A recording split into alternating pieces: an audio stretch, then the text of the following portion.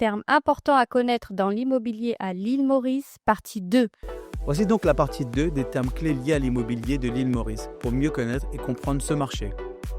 Penthouse. Appartement de luxe situé au dernier étage d'un immeuble.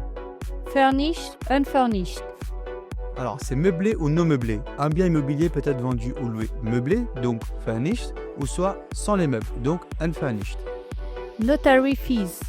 Honoraires de notaire pour la transaction immobilière, environ 1 à 2% du prix de vente sur l'île Maurice. Handover. C'est le terme qui définit la remise officielle des clés de la propriété par le promoteur à l'acheteur. Cela marque la fin de la construction et les débuts de la possession effective du bien par l'acheteur. Mortgage. C'est un prêt hypothécaire pour financer l'achat d'un bien immobilier.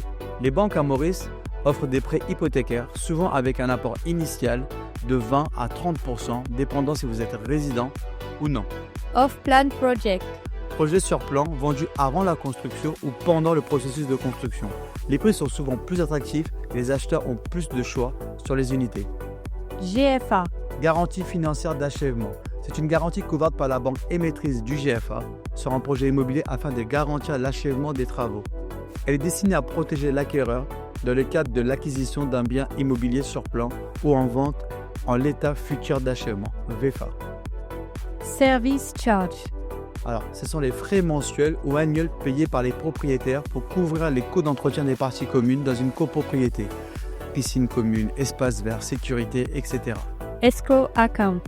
Alors, escrow account, c'est un terme qui peut faire sourire et peur aux francophones, mais non.